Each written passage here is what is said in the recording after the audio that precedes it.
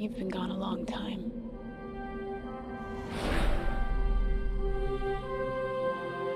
Where did you go?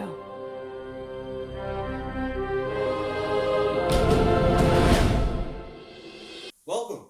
It's the Fortress of Solitude. We're about Superman here. In our inaugural episode, we're going to be looking at Superman the movie, but I'm actually getting ahead of myself. The Fortress of Solitude is dedicated to Superman.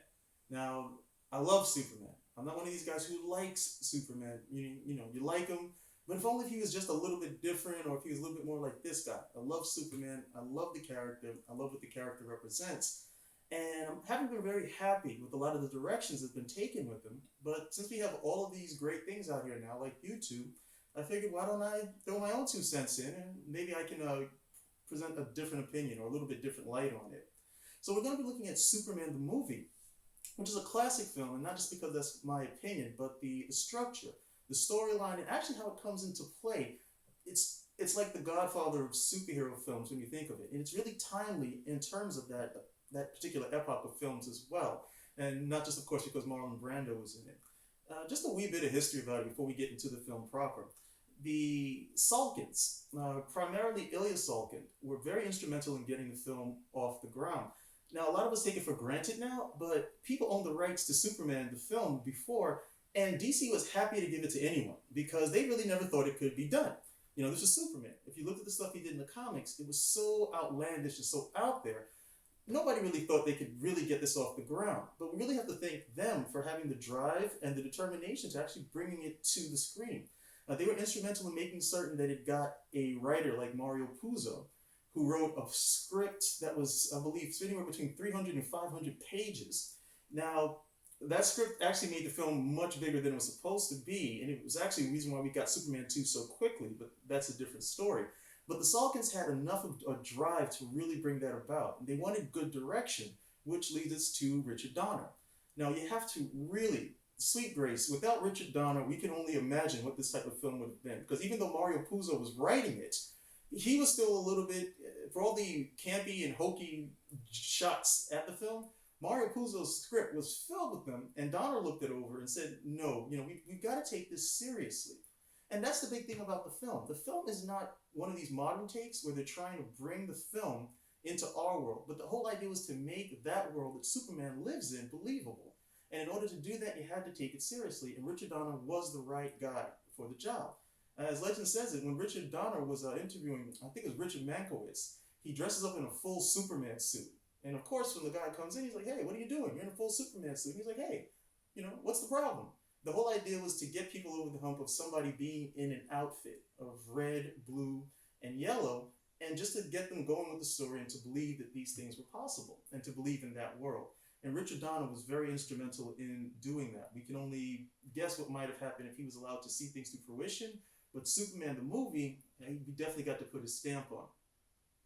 Donner is also the reason why we get Christopher Reeve. Now, it wasn't that Christopher Reeve was his first selection, but after going through all of these people, he finally was able to center on this guy from Juilliard, who was Christopher Reeve, and pretty much the rest is history. So a lot of these things all come into play and make for what we have in terms of this movie. We then get Margot Kidder, who took some very sexy shots for Superman. Not that we ever really see her do anything like that in the film. I would have liked to see a little bit more sexy Margot Kidder after I saw these shots. But again, the right people for the roles. Not so much big stars, but people who could invest themselves in the role. Gene Hackman, probably the best supporting actor of all time, also comes into the film. And people get on him for his Lex Luthor being campy and so on and so forth. But I'll get into that to a little bit later. He does the right role for the film that we have at this point. So history to the side, we get into the film proper. But again, without understanding that type of concept, a lot of times people just come into the film and, it was just a Superman film. It didn't have to happen, and it didn't have to hit. You had the right mix of acting, directing, story, and drive in terms of the producers. Without that, Superman the movie could have been the biggest flop ever, and we may not have seen a superhero film until, the 21st century. So that partially, puts it in that classic status. Now, one of the bigger criticisms with the film, as we're up and away into it, is the special effects. Now, the special effects for 1978, those were cutting-edge special effects. When the film comes out and says, "You will believe a man can fly," okay, you did believe it at the time. Those were cutting edge special effects. What a lot of us would like to do now is to judge those special effects with what we have today, which is totally unfair. And I went back to view the movie, and I have to admit, when I look at the special effects with Krypton, you know, you want to like kind of cringe down a little bit and crawl away because you're like, oh wow, this looks, you know, so bad. Then of course you have to apply just a little bit more intellect and realize these were the special effects of the time. If you look at some of the old Flash Gordon films, which is where they were borrowing from a little bit with this film, of course you'd cringe at that. But technology in 2014 is a lot more advanced than technology in 2000. So we can only imagine how something in 2000 looks now as opposed to something in 1978. And a lot of people want to say, oh, the film hasn't held up well. Wrong, wrong, okay? The film is shown internationally, worldwide, in several different languages to this day. Okay, that film. That's the idea that many people have of what Superman is. Okay, you can bring out a new film, but those films are going to fade. That film is still going to be shown. It's still going to influence people. It's a classic film. Okay, so why don't we get into it? One of the things that a lot of people don't necessarily get from the film is Superman's innate goodness in his nature. He's somebody who wants to do good. You see it with his first action when he arrives on planet Earth. He arrives on planet Earth, he's found by the Kents, and then the jack underneath the truck starts to give way. You know, of course something bad's gonna happen. No, nothing bad happens. Why? Because Superman saves him in the form of baby Kal-El. You see him pushing up that truck. Now, the other thing that's important is that smile that he gives him at the end of it. Why? That smile reassures them. Because of course, if we saw a little kid lift up a truck, you know, like, well, some freak. You know, I gotta get out of here. It might be some demon seed or something. But the smile transmits, say, hey, no, it's all right. I've got you. Okay, everything's cool. So it starts with that, and it continues onward. When we get to the next sequence, Superman is going through his teen years. We see Clark Kent as a teen. He wants to play football. But that scene does two things for us. One, it shows us how great his abilities are. He'd be the best football player ever. But I'm bigger, I'm stronger, I'm faster. I need to do something else that's more suitable for my abilities. And like his father tells him later, I don't think you were really here to play football as much as you may want to. But they do a good job in showing that, yeah, it's not easy being Superman. There are things he may like to do, and he just can't necessarily do them. But that's part of his growing and his maturation process. Now, we cut from that to that great scene of him racing the train faster than a locomotive. You know, they weren't being coy about that. The sequence reminds us it's fun to be Superman. Having these powers, it's a release. Okay, he can't necessarily tell anybody about them, but he can still use them. And he can do these great, dynamic, wonderful things. He can race the train, beat everybody else who left them back at the school. Okay, it's cool to be Superman. If it's not cool to be Superman, that's a problem. Now, of course, after his fun is over, his father admonishes him.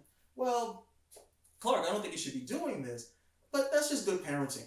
Okay, and then we get that good exchange between his father and himself, where he's like, look, you know, I can win the game every time. And he tells him, look, you know, I'm not 100% certain why you're here, but I know you're here for a reason, and it's not to score touchdowns. And he's honest as a father. Okay, he doesn't tell him you're supposed to be doing this and supposed to be doing that. No, he's not 100% certain what you're supposed to be doing, but he knows it's not that, not with this guy's abilities, that he's capable of doing much, much more. And then we transition to his father dying. Okay, these are the last words his father gives him, that last bit of input and wisdom, and then his father dies. So, again, we get that whole good teen sequence of, you know, he can't be 100% himself. But at the same point, he's got these wonderful powers that allows him all this emotional release that the average person wouldn't necessarily be able to have. And then this great relationship with his father that is taken away in a heartbeat. It reminds him that he has these particular limitations and the audience that he has these limitations. Now, with John Kent, the limitation is just nature. John Kent, even if not by a heart attack, is going to die one day. And it would be inhuman, it would be a freak show to try to keep him alive when his body is ready to go. Because that's just what has to happen to people. Okay? So with Superman here, all of these things he's taking with him as he goes off to the Fortress of Solitude. He meets Jor-El, he comes back, and we get that fabulous first flight. It's graceful, it's light, it's elegant, it's beautiful. You can only imagine what the audience must have felt when they saw that. Like, wow, these guys actually pulled it off. It's real. It's real. It really is there. They made the world believable, and they're bringing you into it. If you look at heroes now, every flight that they would have, the guy lands and it's boom, the ground's cracking on, all around. Or it's these sonic booms. These things are destructive and they're disturbing to people, for the most part. So he has that first flight, and it's almost like he takes that first flight straight to Metropolis, and there we get to see Clark Kent, the disguise. Not the guy that we saw back in Smallville, who was wondering about football and racing trains, but the disguise. And that is very important to the Superman mythos and the characters. Now, even Superman fans can't decide. Some people say, oh no, I don't like Clark as a bumbler. I like Clark just as a regular guy. Well, Clark's not a regular guy. If you don't have that acting portion of it, all it is just glasses and his hair slicked back. That's not a good disguise. But you have to give it up to Christopher Reeve. He's the only actor who really did the disguise and did it well. Nobody else has really done it since then. No one. George Reeves really played it straight. Christopher Reeve is the first person to really show us what the act Clark Kent must be like, and then everyone else is pretty much just, wow. They have not tried to follow it. I mean, we see that he comes and he's got this great posture, this great stance and posture as Superman, but not as Clark Kent. Clark is a little bit more stooped. His voice is a little higher, so we don't ever think that Clark would be the type of guy who's going to fly off and save people. Okay? But those are the things that Reeve brought to the role. It's an act. It's not real. When some Superman fans say, oh, I don't like it when Clark is bumbling. He's not bumbling. It's an act. And you're in on it. Okay? It reminds us of who we are as people as well. All of us inside have these great things about us, but we can't show them.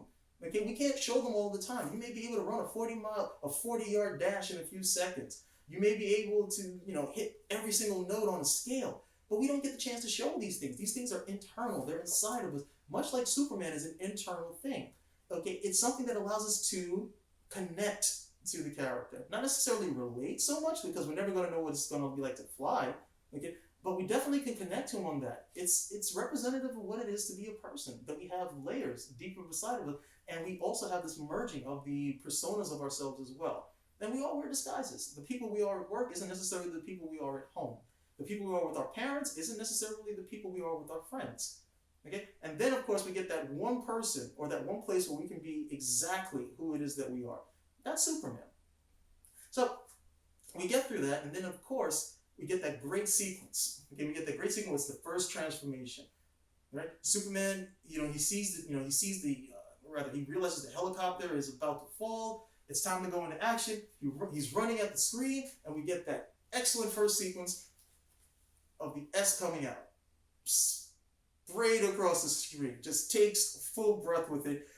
Goes through the revolving door, comes out, and he's off to the races. Okay? Now, of course, you can say, well, shouldn't he have heard it before? Well, yeah, he should have heard it before. But we don't get this without that scene. And it's those iconic scenes that we're looking for. We've seen this so many times inside of the comic books. We want to see this in the film. And this is all, well, with the exception of the most recent one, this is shown, okay, just about in every film, and we're looking for it. Okay? And so they give it to us right there. He saves Lois Lane with one hand, catches the helicopter with the other hand, saves the day. You can only imagine what the audience reaction must have been like when that happened, because that's the first time we really get to see Superman. We've seen him fly, and we've seen the transformation, but can he do the same thing he did inside of the comics? Yeah, he can. And he does it well, and he's off. They sell the scene. It's the acting, the sequencing, they sell it, he's off to the races, now he's Superman. Okay, he's going out, he's helping the people, he's making himself known, he saves a kitten from a tree. And again, this is why I speak to the film being a classic. Anytime you've heard, oh, Superman saves kittens from trees, not really. Okay, not really. In the comics, he was more likely to play a prank on Lois Lane for a good number of years.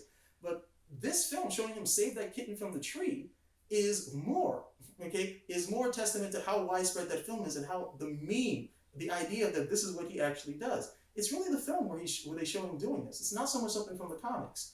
If you look in the comics, you'd be hard-pressed to find him saving a kitten from a tree. It'd be here and there, but not as widespread as you may actually think.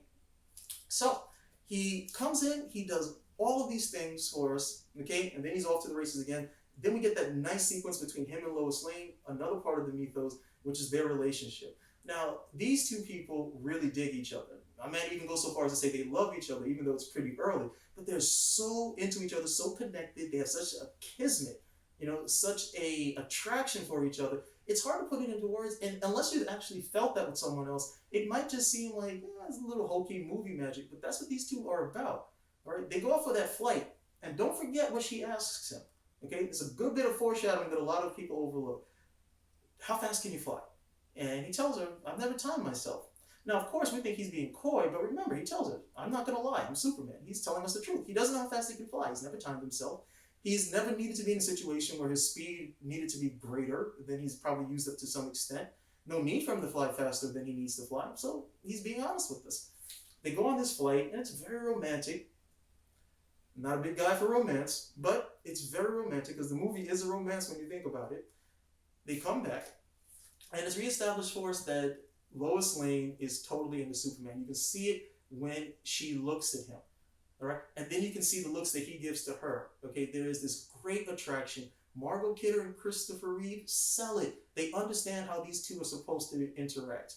All right, they like each other. They really like each other. They want to get connected. A lot of people want to say, "Oh, Lois Lane is shallow." Well, look at Superman. Why does he want Lois Lane? Neither one is clearly established. This is mutual attraction, chemistry, love at first sight. Any of those things apply here. But these are these two people who just have that connection. Okay, and of course it's deeper than Powers, because for all of that we could just say he likes her because she's a brunette. You know, and of course that wouldn't be a correct answer either. But it's part of the mythos, and again, these two actors sell it. You believe that they like each other, you believe that they want to be with each other.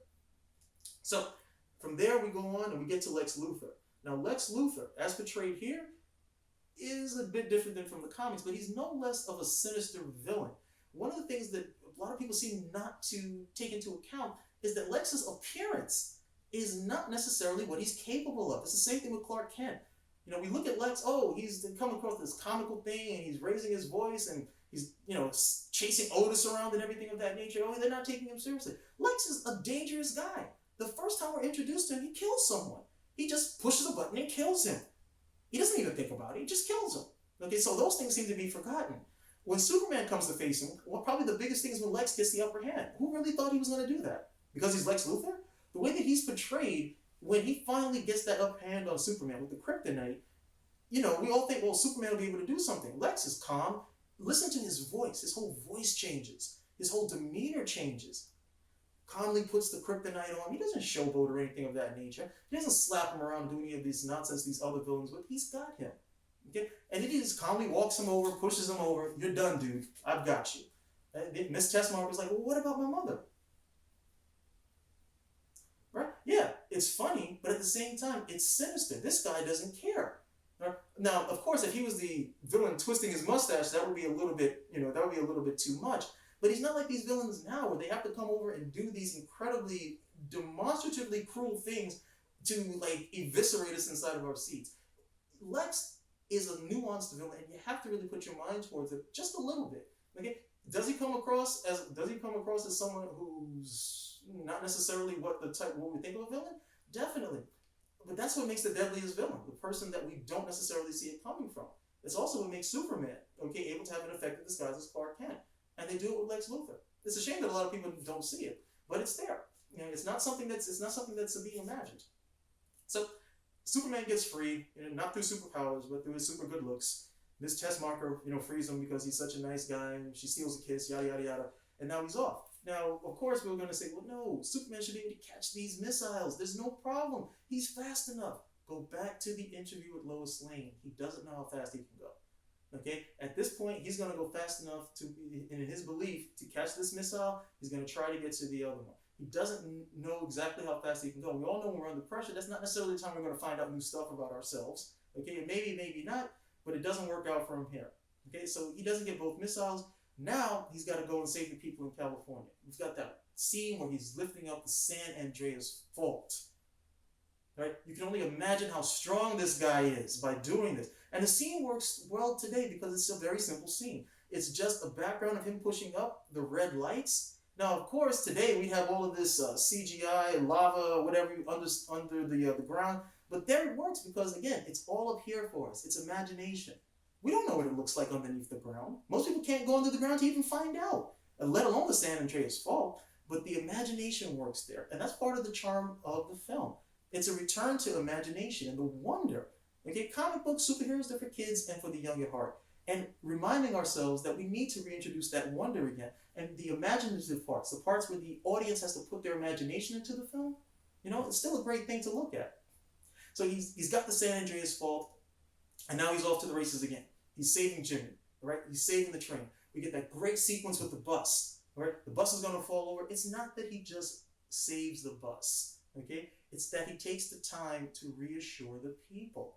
Just like we saw when he saved Jonathan Kent, even as a baby. He's got the bus is put back, waves to the kids, and he's off. And everybody's happy. Yeah, it was Superman.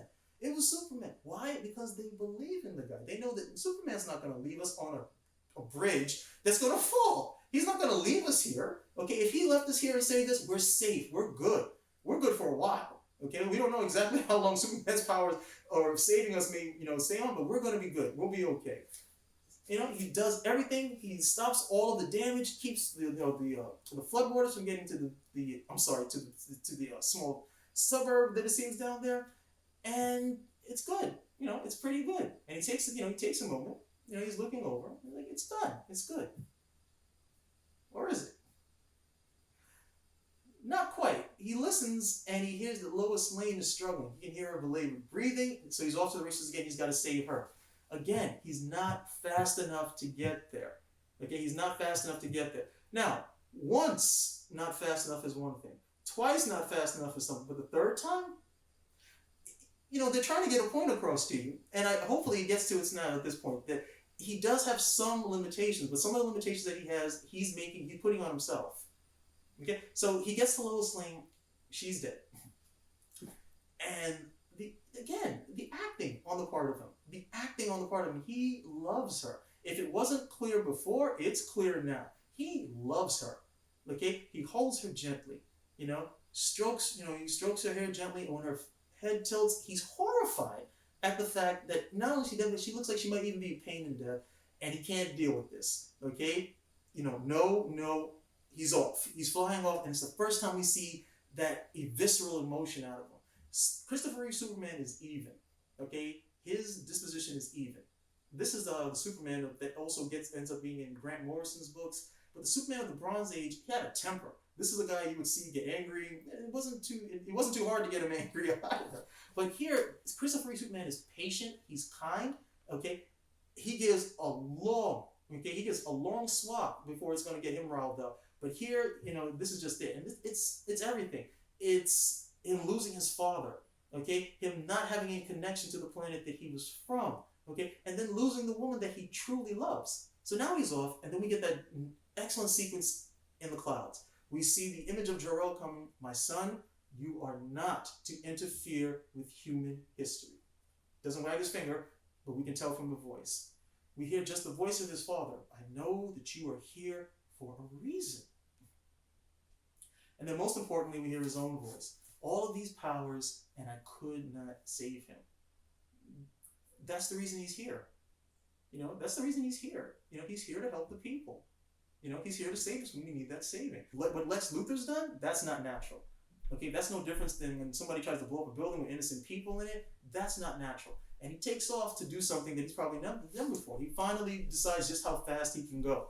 He travels around the earth. And a lot of times people look at this and they're looking, he's spinning the earth backwards. He's not spinning the earth backwards. The earth spinning backwards is representative of him traveling back in time. That's how fast he's going. However, it's just not done well enough where people can differentiate between the two. So anyone who has anyone who has a criticism about this scene is a legitimate criticism, as long as it doesn't get to the pejorative state. It's not done in a manner where people can clearly see it. But to be fair, it's a time travel sequence, and time travel sequences, to be quite honest, from 1978 to 2014, haven't really changed that much. There's usually some sort of trick of that nature to show the time has receded. A lot of times they just roll the tape backwards, which is what they did in this film. Does it work with the earth spinning back? For myself, yes, because that's what I'm seeing. For other people, no. And again, it's a legitimate criticism, but it doesn't take away from the overall value of the film, not in the slightest. So, with that, he saves them all. Now, someone might say, well, he was selfish. He just went back to save Lois Lane. If he just saved Lois Lane, that would have been okay. He'd be selfish, but he didn't just save Lois Lane. All the damage, all the death, all the destruction, that's all put back to rights. And then we get that excellent closing scene of the Earth rotating, and then of course it rotates so we see the sun now coming, and Superman coming over the other side. You know, he comes over to it, you know, looks right at the camera, smiles, and then he's off. Now, as a kid, when I saw that, I waved back at him. I really thought he was looking right at me, that he was smiling. As an adult, you know, I get it. You know, this guy, you know, he's looking over the planet. You know, he's watching over us. He's got the whole world in his hands, and he's looking dead at us. He's breaking the fourth wall. He's telling you, I like you.